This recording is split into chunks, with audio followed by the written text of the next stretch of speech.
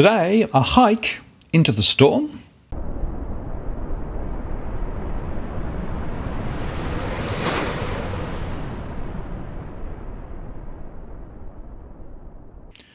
Hello again, it's Martin North from Digital Finance Analytics. Welcome to this post covering finance and problem news with a distinctively Australian flavour. Well, the Federal Reserve two-day meeting will conclude on March the 16th, but ahead of that meeting, the Fed chief needs to testify, and the markets will be able to determine if the Fed will increase rates by 25 basis points or even nothing. The key question is whether the Fed will hike the cash rate in the face of the Ukraine storm, a storm which risks spilling out across Europe and, of course, across financial markets too, which, by the way, have already reacted badly as the risks in the system have started to dawn on traders. Hopes that commodity prices had put in a high near the end of last year now seem to have been dashed decisively.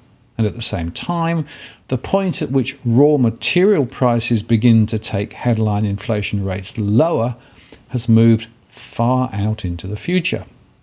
Economists' forecasts still call for a peak in inflation sometime in the next few months, but the Ukrainian conflict looks as though it will delay that peak and could push it a long way out. In fact, commodity prices soared the most since 2009, as Russia's invasion of Ukraine threatens key supplies of energy, crops, and metals that were already tight as major economies emerge from the pandemic. Russia and Ukraine also supply more than a quarter of the world's wheat exports, a fifth of corn sales, and a similar share of barley shipments, plus about 80% of sunflower oil cargoes.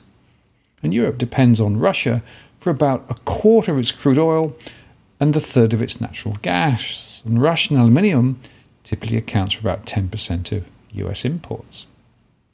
The sweeping sanctions on Russia from the US, Europe and Asia, as well as the surging cost to send ships into the war zone, are bringing trade deals with the country to a virtual standstill.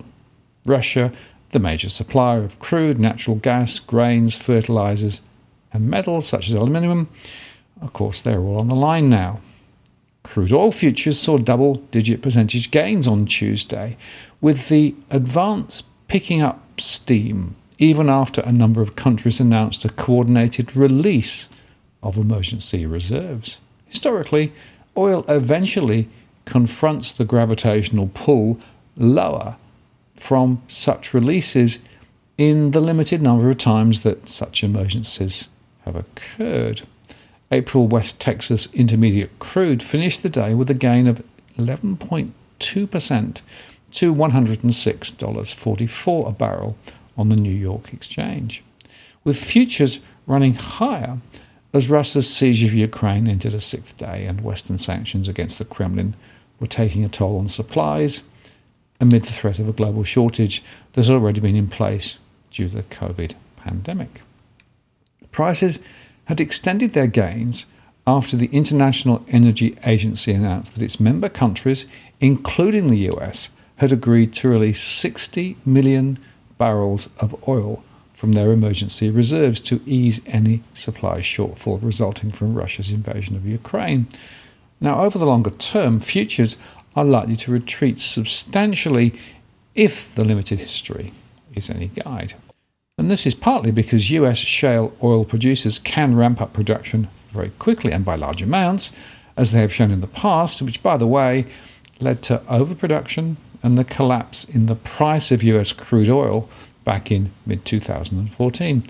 That collapse in price, which continued, led to the bankruptcies of dozens of US oil and gas producers in 2015-17 and 2019 to 2020. Plus, during the past three emergency releases from the US Strategic Petroleum Reserve in 1991, 2005 and 2011, oil has had a tendency to decline in 6 months to a year afterwards.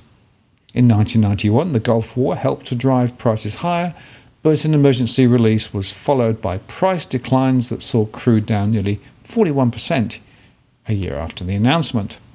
In 2005, a release after Hurricane Katrina devastated Gulf Coast oil production saw prices fall in subsequent weeks and months before rebounding to trade with a slight gain a year out of 2.4%. The Paris-based IEA announced that its member countries would release a similar amount of reserves back in 2011 during the Libyan crisis, with value of crude down 12.4% 12 months later, after showing some resilience in the shorter term after the drawdowns were declared. So to be sure, it's unclear what crude futures will do this time. With growing uncertainty surrounding the intensity of Russia's attack on Ukraine, Russia is one of the biggest suppliers of oil and gas through the world, and matters could get worse before they get better. And of course, the war is worsening a global cost of living crisis that has sent inflation rates in the US to the highest since 1982 and has created a dilemma for central bankers worldwide as they weigh the need to increase borrowing costs against the risks of stunting economic growth. The sanctions on Russia's economy and its financial system is creating significant pain, judging by the rise in the central bank's main target interest rate, which went to 20%. The sanctions are now much more than symbolic. For example, international depository receipts in Sberbank, by far the country's biggest bank, which has been listed in London since 2011, showed a mega fall. The conflict, though, is definitely making Jerome Powell's job much harder. The rest of this week, with Tuesday's customary first-of-the-month data drop, followed by the Fed chair's congressional testimony on the next 2 days, and then US employment data on Friday, does promise to be difficult. Now, it's worth noting that the odds of a 50 basis point lift has dropped to about 1% from 34% last week. But a rate hike in the eye of the storm is certainly possible. Now, on Tuesday in the US, the S&P 500 fell, paced by a slump in banking stocks on falling Treasury yields and worries about the economic outlook after oil prices hit that very high level. The S&P 500 fell 1.6%, the Dow Jones Industrial Average fell 1.8%, and the Nasdaq fell 1.6%.